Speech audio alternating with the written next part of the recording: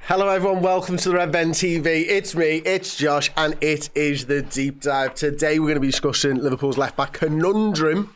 We're going to talk Andy Robertson, we're going to talk Kostas Tsimikas, and we are going to talk potential signings in the future. So let's get into it then, Josh. Obviously, Robertson's come in for a bit of flack over the last couple of days since the draw at the weekend with Fulham, and I think understandably so, to be honest with you.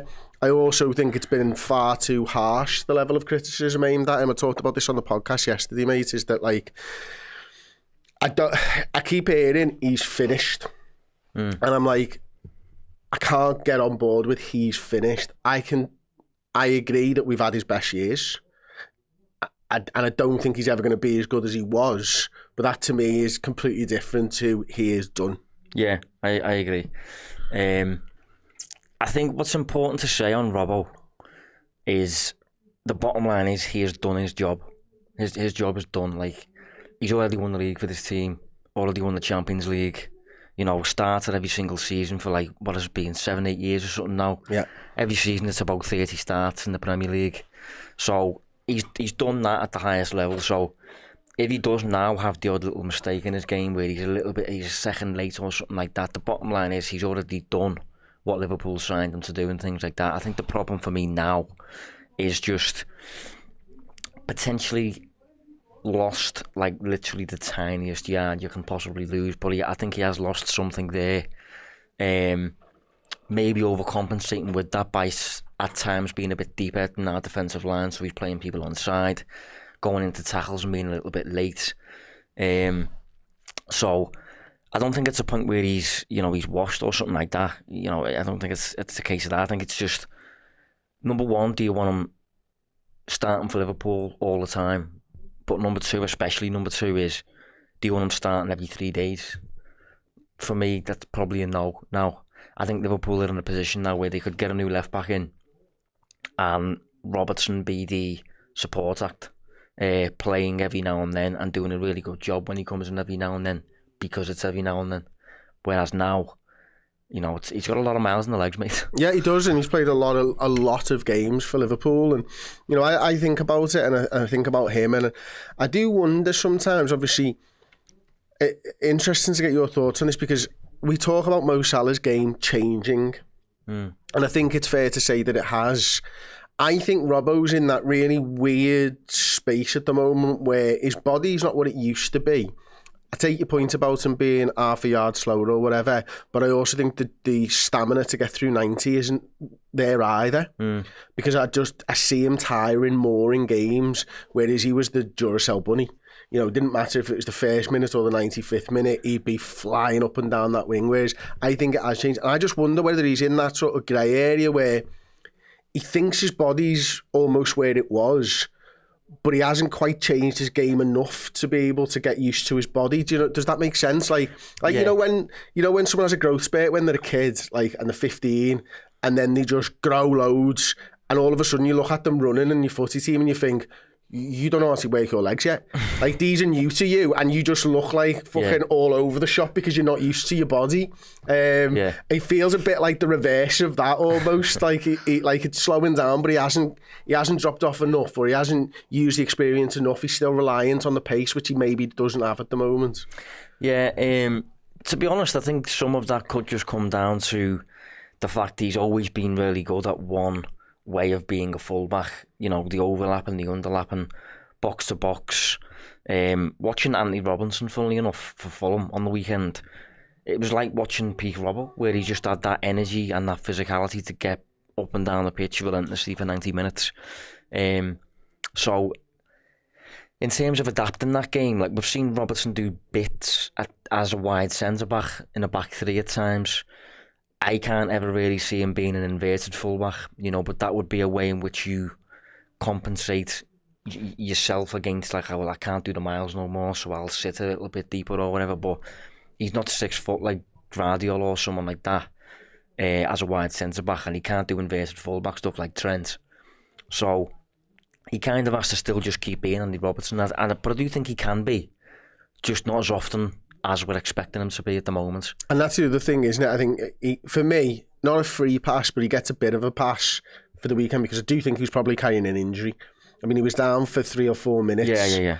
And he knew there was no Kostas Tsimikas on the bench, and he's done everything he can to stay on the field for us. And unfortunately, I think that's impacted his decision-making later on in the game where he gets sent off and stuff like that. Well, let's talk about the understudy a little bit then as well, Kostas Tsimikas.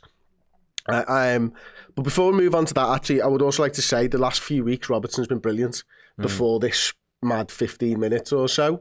And everyone was writing him off a few weeks ago, and then, you know, he's been our man of the match midweek last week. Was it Girona? He was our man of the match. Yeah. So maybe we're a little bit quick to slate on him. Yeah, I don't think it's a case of like we need to sell in January or something like that. You know, people get carried away with that stuff, but I do think we've seen enough evidence this season so far that suggests, you know, if you ignore this, you're going to have a bit of a situation along the lines of like Henderson, or potentially what we're seeing with Kyle Walker now. Sometimes you do get signs to suggest like to keep this fella's legacy intact. You know, think about a successor now and demote this fella to be someone who you call upon when you need him every week or so, maybe, and he'll do a job for you.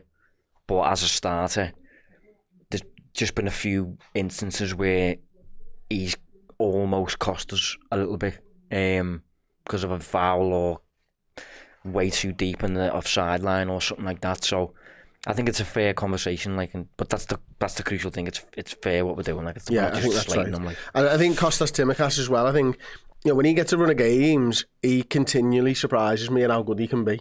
Like, when he does get a run of games, I'm like, his corner delivery is better than Andy Robertson. It's one of the top in the club. He, after about 3 or 4 games, I think his defensive work's so much better. He's maybe never going to be as good as Andy Robertson was a few years ago.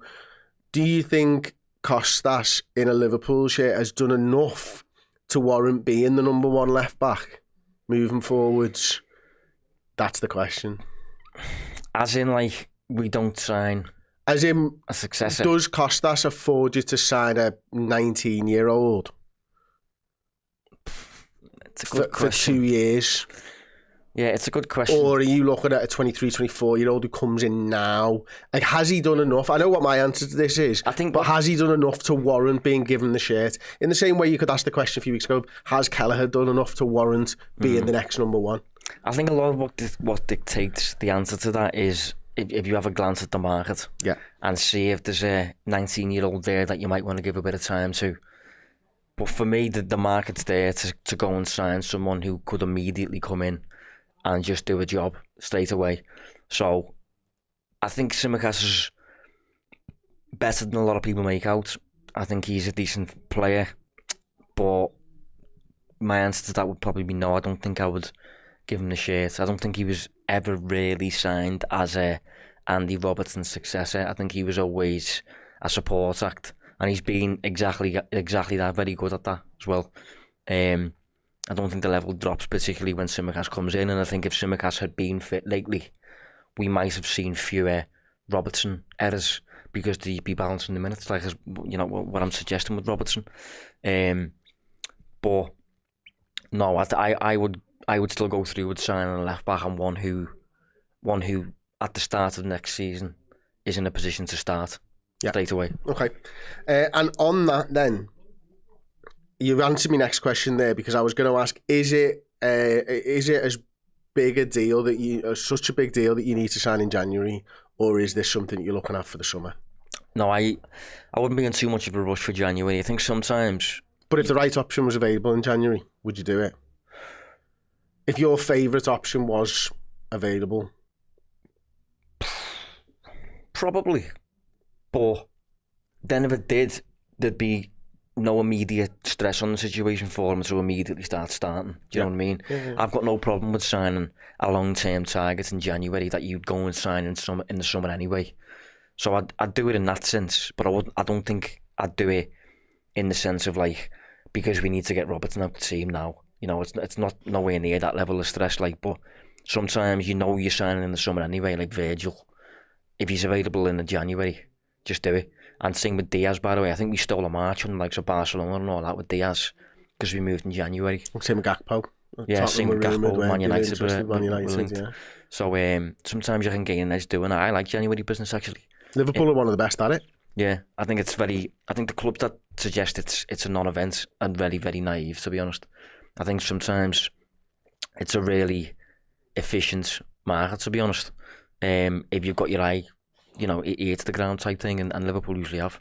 Okay, well, next question then. We've spoken in years gone by about, and I'll use the board for this, that sort of left-sided centre-back who'll play left-back and would allow you the option to maybe bring Trent inside and move over there. And I think that profile of left-back there is slightly different to what we've seen so far this season, where it's been a little bit more than last season. The full-back's doing that a little bit more. Do you think the profile of play that we were looking at last season when Klopp was in charge has now changed, or are you still open to a left-sided centre-back, a left-back, like you were last season? I think if we're getting a left-back, I would prefer a left-back. Do you know what I mean? Like one of the options we're going to talk about, a player who's playing as a left-back and doing overlap and underlapping things and stuff like that. I think where I would have a bit of leniency with that is, let's say we can't get a left-back who we like, but we've identified a left-sided centre-half, left-footer. Who could be Virgil's long-term. Exactly. Sign him now, let him do bits here until Virgil needs a bit more of a break, or until, League Cup comes around and you bench Virgil and you need a left-footer over here or something like that. Or in case he doesn't sign a contract. Yeah. So don't say that. I think he's signing one, by the way. Yeah, so do I think we'll be all right. And I think Mo's definitely signing. Yeah, but if you look less said about the other one, the better. Yeah, definitely. That'll be a show in a couple of weeks, I think. But if you look at what City have done, for example, with Gvardiol, they've got Nathan Ake for this spot. Yep. So when they're both fit, Ake plays here, Gvardiol plays there. Gvardiol's, can do fullback stuff, to be fair to him. He scored quite a few goals now. But in answer to your question, I would prefer Liverpool to get a left back. But if we can get a really good left-footed centre back and we want to give him minutes, do it by doing that. But you do lose a bit of threat though, and I don't like that. I think this slot side, and I keep using this sort of what Slot would do in a lab thing, where he's just got full reign of his squad and doesn't have players to fill it. I think Slot wants a left back. Yeah, I do. And I think Slot wants a right back as well, a more conventional right back probably than we've got at the moment. So I think Trent changes things, because if you've got Trent, you kind of mould your team around him. But I think in profile of player, when we're talking left back, he wants someone who's going to be brilliant defensively here, great at the back stick when crosses are coming in, great in one-on-one duels, and someone who's going to go and support going forwards. I think that's what Slot wants from his left back. And with that then, do you think Trent Alexander-Arnold and his contract situation right now has an impact on the left backs that you might target? Yeah, potentially. I do have thoughts on that, yeah. I think... Oh, that's good, because we didn't talk about this. So I'm glad you said yes, I do have thoughts about it. Have you just thought about that out of nowhere? No. Okay. So I think... It's in the agenda, Josh. I missed that part. Sorry. Too busy planning my own, mate. Tune into Plus. There you go. So Trent is kind of the only fullback we've currently got who can do that and offer an extra body in the middle of the park, right? So if we sell Trent, and let's say we replace him with someone who's been in the news lately, Frimpong. Yeah. Frimpong is a wide guy, without question. Conor Bradley is a wide guy. Robertson is. Tsimikas is. Suddenly you've got four fullbacks who are all good, all offensive-minded, but all want to stay out wide. And you don't have any option to do that or to do that. What are we thinking? Game state might mean that you're being overrun in the midfield. You might just want the option to bring an extra body in there. Well, I just think if you look at current tactical trends, like to not have that option as a top side heavyweight team in England and all that would limit you to a certain level tactically.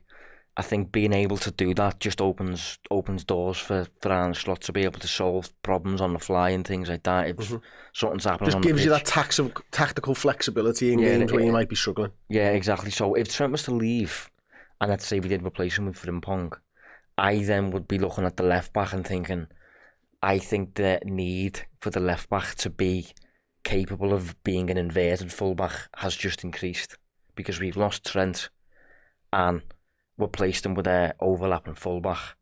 So the need for someone on the opposite side, like a Ait-Nouri, who can do midfield things, I think is a tick in Ait-Nouri box. Whereas someone who's a bit more of a traditional overlapper. Do you know what I mean? No, I agree with your point perfectly. No, absolutely, mate. I think it's absolutely spot on. And I think this why this show's probably done too early is because in 2 weeks' time, you kind of know whether you need to tick that box or not. And a lot of the names that we're going to be talking about today, there's not many of them, I don't think, that can do that. So it is interesting, and I think when you are looking at sort of building a side, you've got to look at all the component parts, not just how that one left back is. How does that relate to your right back? How does that relate to the midfielders that you may be targeting? You know, if you've, as an example, and we've always used Toni Kroos as an example in Madrid, you're never gonna, if you have Toni Kroos who drops into this position here, you're never gonna buy a left back who goes into that position. Yeah, exactly. You're going to want a left back who's going to go forwards, and that's what worked best, isn't it, with the Brazilian left back? Yeah. Who was there for years for Real Madrid? Marcelo. Yeah. Perfect example of someone who complemented Toni Kroos in his skill set, because he just wanted to go up there and Toni Kroos could sit into that space that he's vacated and stuff. So it's all got to meld together, hasn't it? Exactly, yeah. I think the bottom line with the team, when you're building a team, squad building and all that, it's basically a recipe. And you've got to look at what are we putting into this recipe here, and I think if we was to, I think sometimes the centre half that you buy can have an impact on the fellow who's playing over here. Because if Virgil can switch to play like Virgil can, it opens up an element of Salah's game. I've always touched on that stuff. So you want to think about benefiting everybody, and that was why it was painful over the summer, for example, watching England, because Southgate was just fielding a load of good individuals, but there was no team entity about it. Like, so I do think it's a wait and watch with that Trent thing, and then maybe you go and just replace Trent with an inverted fullback, and then you've got the same dynamic as before. But if you don't, I think you'll need an inverted fullback option on either side, on at least one side for me, just to show yourself up against what you can potentially face in the Premier League. Absolutely. Okay, well, let's move on to some of the targets then. Let's take a look at a fella that you've liked for a long time, in Ait-Nouri. I think could be the first guy, and I'm going to have some of his stats up in front of me now. Tony Hoare, I've just noticed. I like Ait-Nouri, but it's the African nations that puts me off. It's a fair comment, to be fair. And it's next year as well, isn't it? Yeah.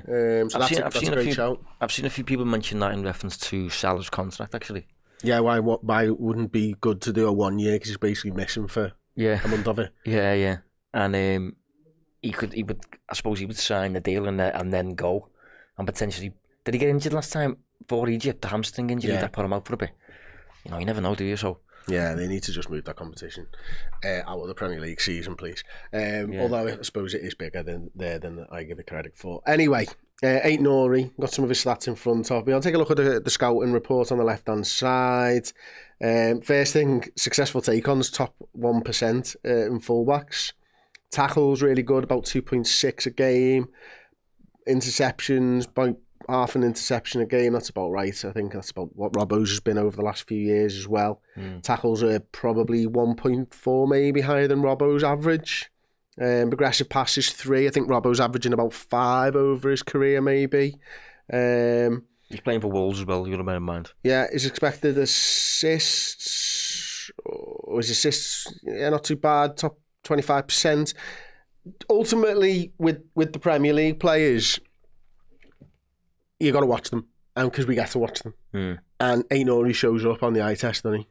Well, I think he's arguably Wolves' best player. I think right now up there with Cunha. I think those two would stay in the league if Wolves went down easily. But Ait-Nouri to me just looks like the kind of fullback that every time I mention him, a lot of people just pile on him a bit like, he can't defend, he can't defend, he can't defend. But number one, that's what a lot of people would have said about Robbo when he was playing for Hull, because Hull and did say about exactly Hull was just really bad. And number two, you got to imagine him in Liverpool's system. I think he's very multifunctional. Ait-Nouri, I think he can do overlapping, he can do underlapping out wide and things like that. Good crosser of the ball, but he can do things in midfield. I think he played as a number 8 or /10 for Gary O'Neill at one point. Shows how good he is technically, and the dribbles that you've just mentioned. Or it shows how bad Gary O'Neill was at Wolves. Potentially. I'm just playing. No, you're not wrong. You're not wrong, to be fair. But I think he's really good technically, and as you mentioned there, he's a dribbler and things. And he's not like Lamptey, is he? Like 5'2" or something. So I think if he was doing wide centre back stuff at times, I think he could do it to Robertson's level, for example. So I think tactically, I think that's my big thing with Ait-Nouri.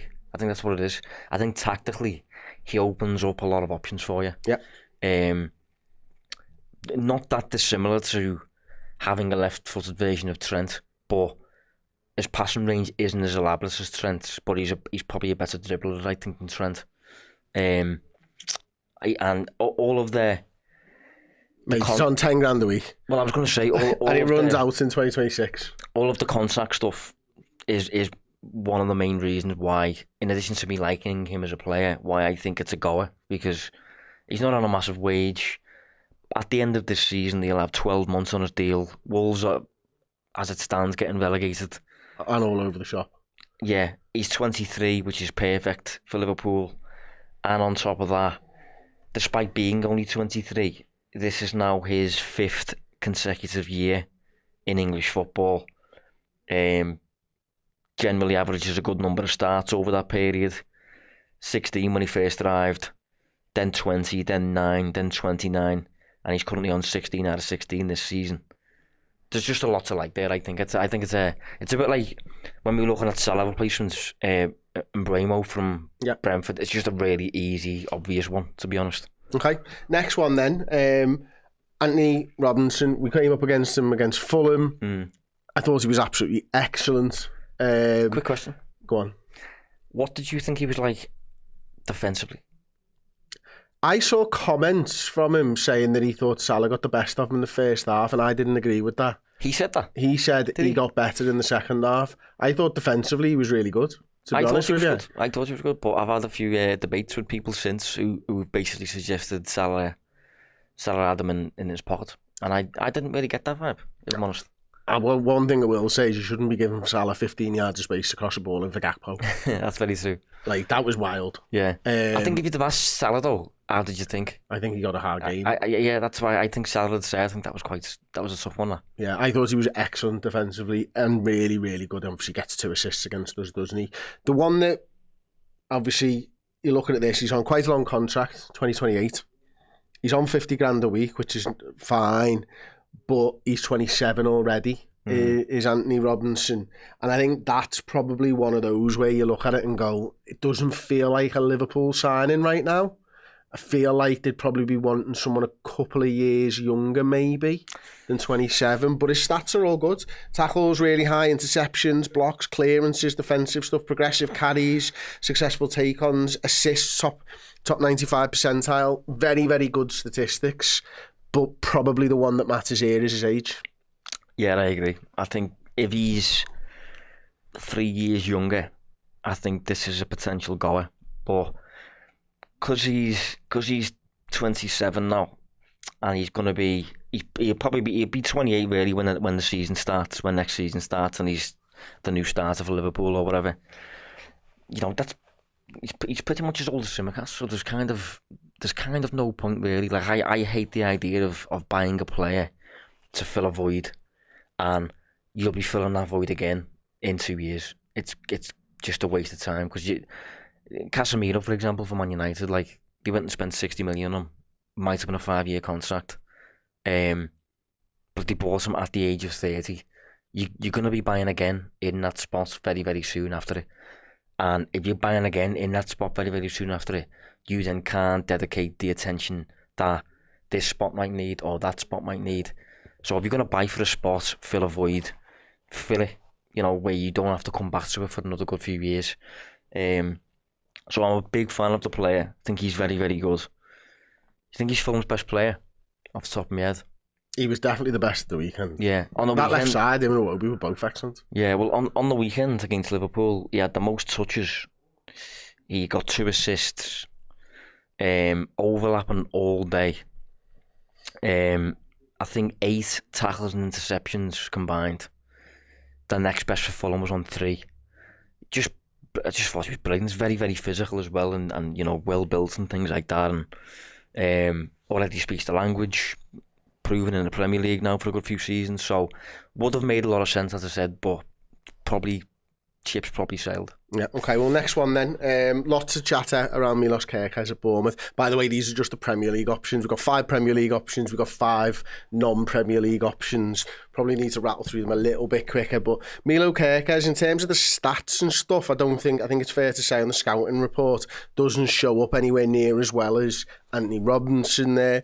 In terms of tackles, it's quite low. It's, bottom 19th percentile. Interceptions, quite high actually, top 33%. Clearances quite high. Progressive passes, middle of the pack. Doesn't really show up, but very, very young player is Milos Kerkez, isn't he? 21 years old. Rumours of talks between Szoboszlai and people that Szoboszlai knows and he knows. Contract runs out in the summer, I think it is, as well. Playing for Bournemouth. Whoa, hang on a minute, that's important. Does his contract run out in the summer? According to this, yeah. I've just noticed that now. That can't be true. I don't know. I mean, we can check it, but that's what this says. We need another source on that, because if his contract expires in the summer, you get him for free. That can't be like that. But judging by what I've seen on social media and things like that, Kerkez seems to be... it says 2028 on Transfer Market. Right. That'd make a bit more sense. That'll leave him with 3 years on his contract in the summer. So probably cost a bit more than Ait-Nouri, for example. Is that what it's saying? It's saying contract expires June 2028 in Transfer Markets. It's saying 2025 in FB Ref, so Capology. So I'm assuming Transfer Markets will probably be right here. Regardless, there's also the link there with Hughes, isn't there? Yeah, Hughes will have been the one to sign Kerkez, which makes me think this one might be more likely than not. Well, that suggests that he knows the player at least, and he doesn't have to do too much background work on the player because it's already done in a way. But judging by what I've seen on social media and things, I think Kerkez is probably the favourite. From what I see, it looks like most supporters fancy him the most.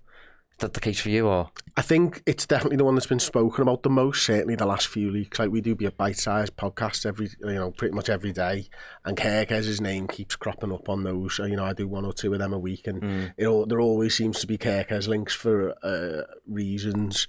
Only 21, just as well. I think he's arguably got one of the highest ceilings among these players. I think if you think of what his best looks like, it's probably very... capable but I think from seeing him, I think his aggression could be what Liverpool fans fall in love with. Yeah. Because he is quite an aggressive player. Yeah, I can imagine him in a Liverpool side and Anfield just going, fuck it, come on! Yeah. Cult hero vibes. Yeah, proper. The only thing I'd say on him now, and this has been a recurring theme whenever I've spoken about Kerkez, is I don't know what doors he opens for you. The way I've just said Ait-Nouri can do lots of bits. I think for me, Kerkez looks like an overlapper out wide, and that's kind of it.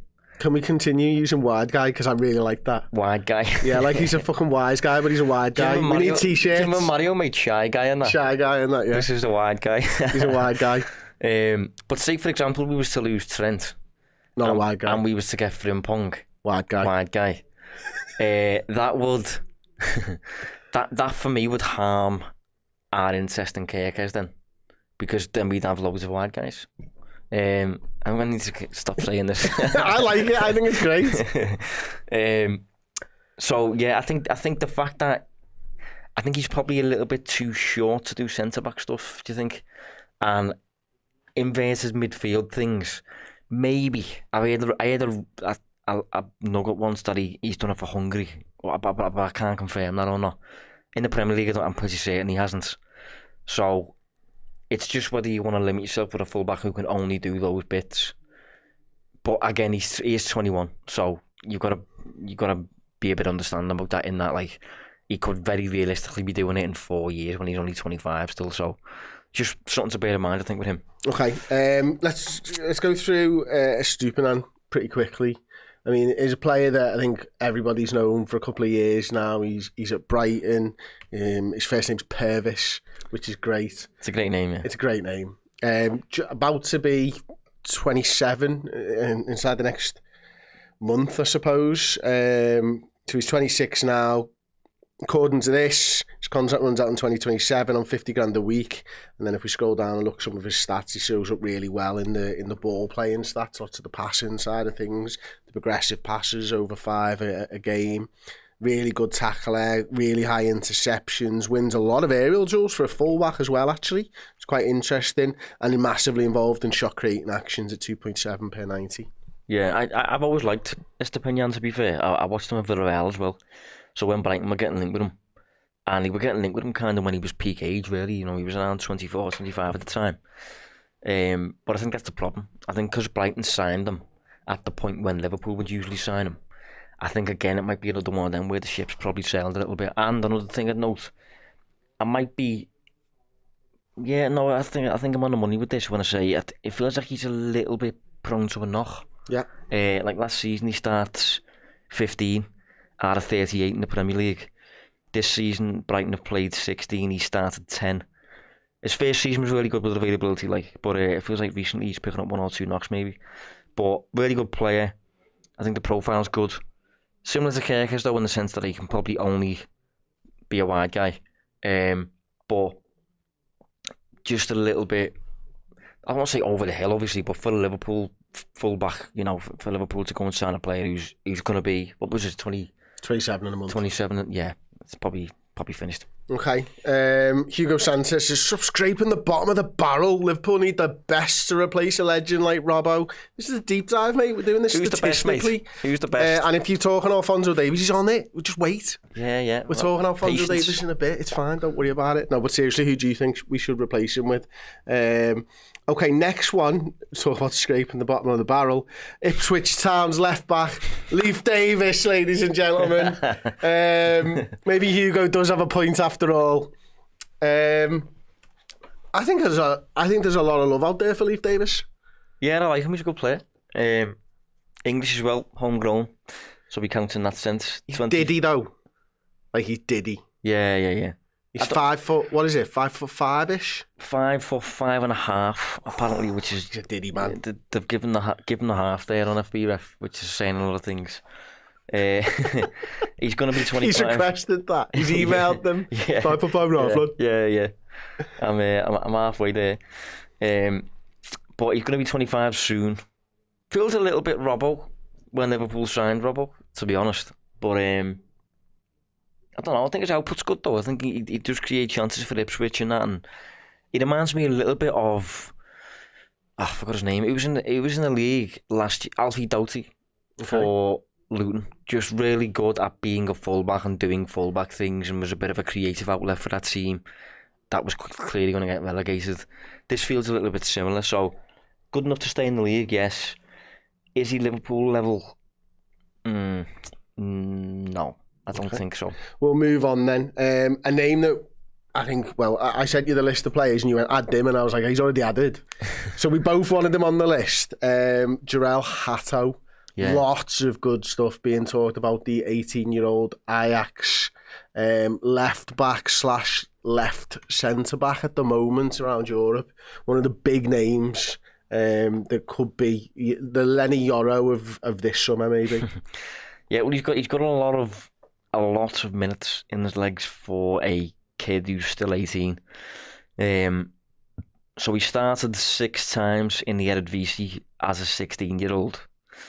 Then as a 17-year-old, last season, he started 33. Yeah. Is that out of 34 in the Eredivisie? Yeah, it's 34, I think. Yeah, so just basically an ever-present last season, despite being 17. And this season, I'm not sure how many they've played, but he started 13 of them. 4 assists and 2 goals so far for Hato as well in the Eredivisie this season. Yeah, last season 1 goal and 2 assists as well, so he's got a little bit of a return in him.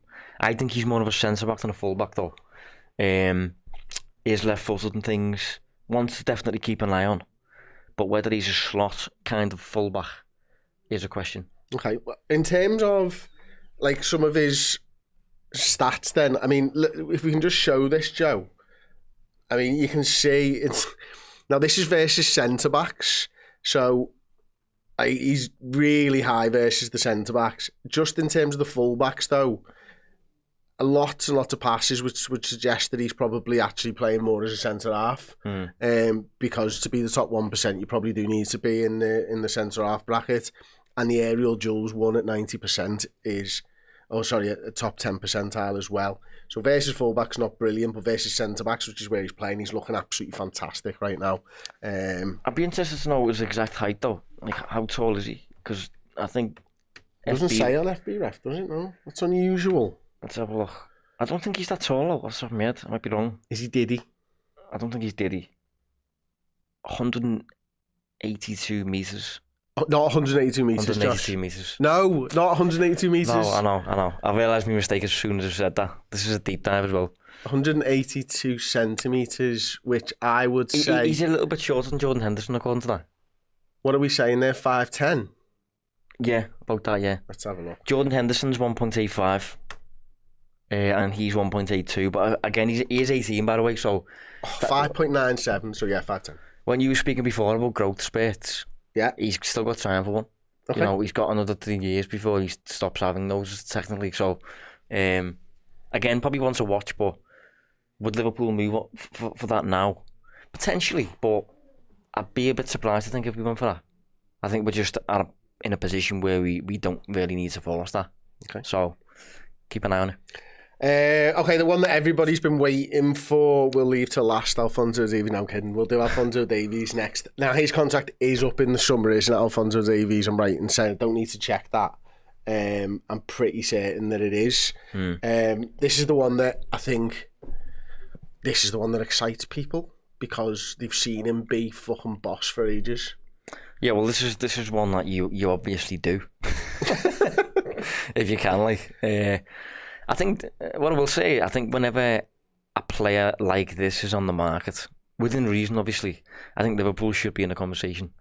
Just, you know, the team that Liverpool are, mate, I think people don't sometimes realise, like, the level of the club, the history behind the club, currently top of the Premier League by how many points, currently top of the Champions League, in a really healthy position. You got the likes of Mo Salah and Virgil van Dijk asking to stay. So, should be in the combo. And he's obviously probably the highest level out there that you could get as a left back.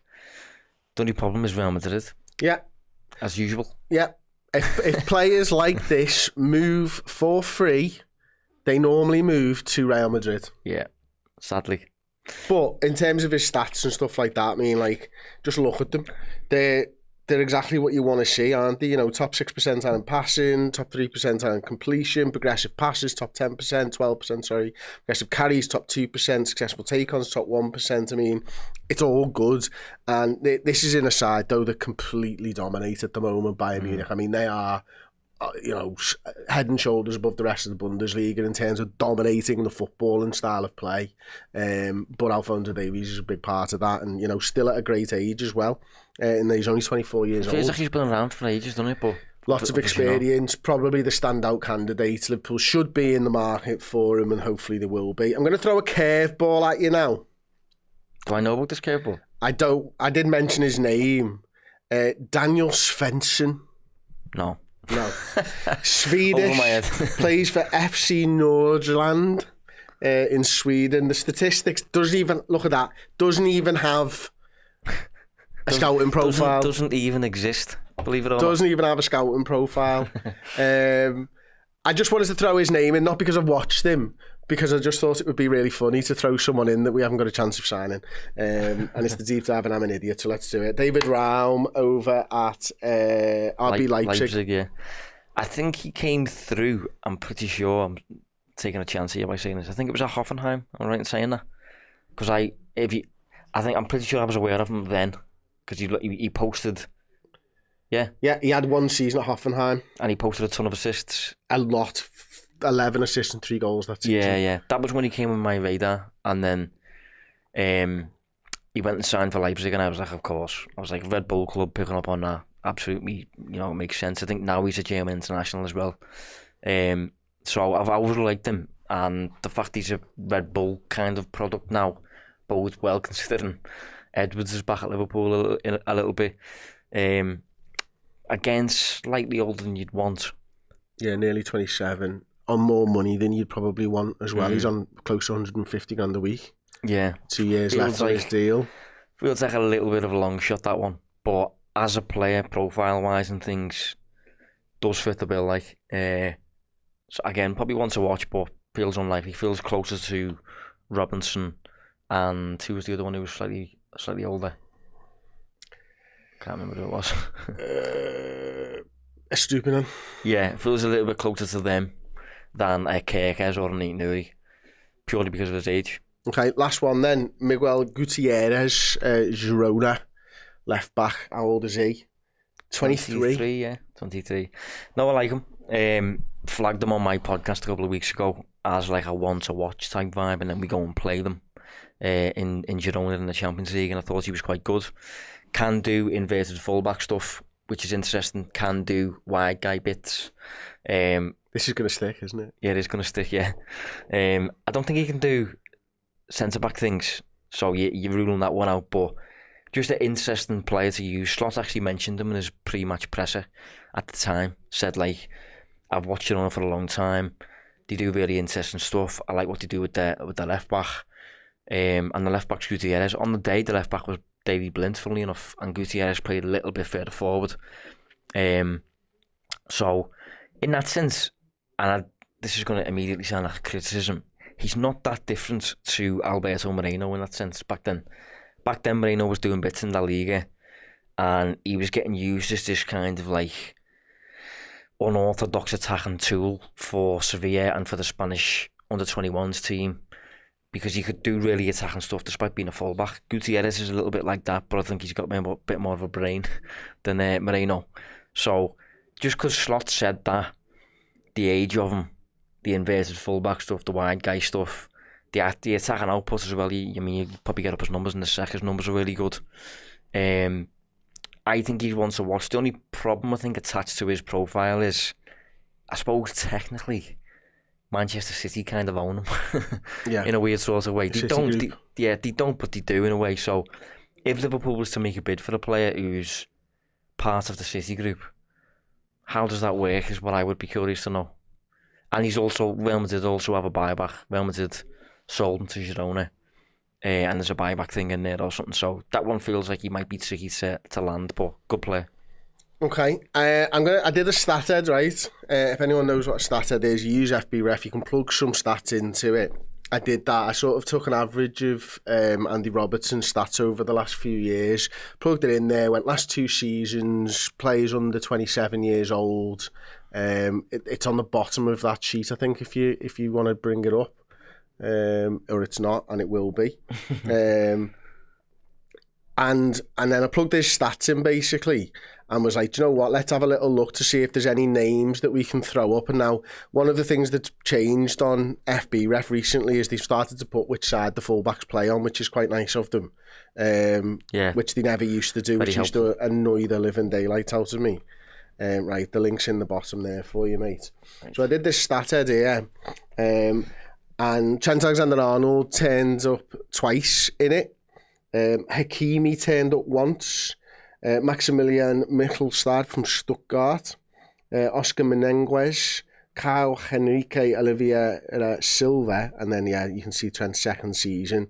So I based this on key passes per 90, progressive passes, shot-creating actions, tackles, interceptions, and expected assists per 90, and did this in the last 2 years. Now, I thought this was an interesting one here because he's attempting 70 passes, Maximilian Mittelstadt, 1.3 key passes per 90, over 5 progressive passes, 2.7 shot creating actions, nearly 4 tackles per 90, 2 interceptions per 90, and still, with all those defensive numbers, posting 0.3 expected assists per 90. 26-year-old, currently playing his trade in the Bundesliga. Look at that. As a nice green screen. I just spell his surname. I can't use the static. Mittel. Mittelstadt.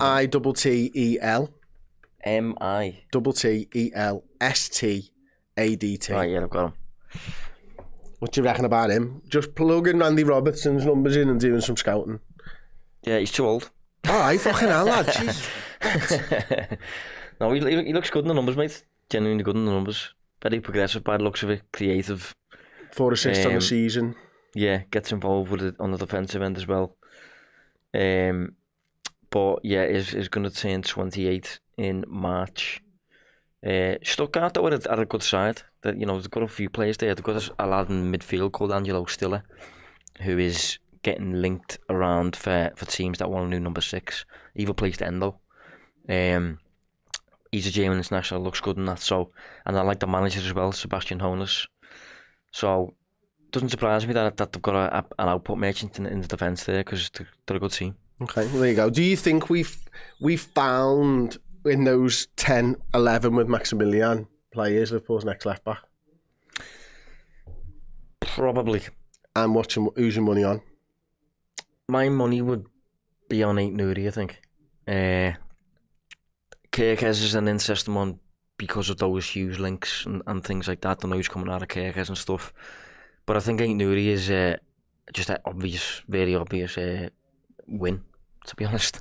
Okay. Considering his age, what he can do for you tactically, proven, creative, would offer a final ball threat, which is nice. I like that we have a final ball threat from everywhere and stuff. Good availability, contract, wage.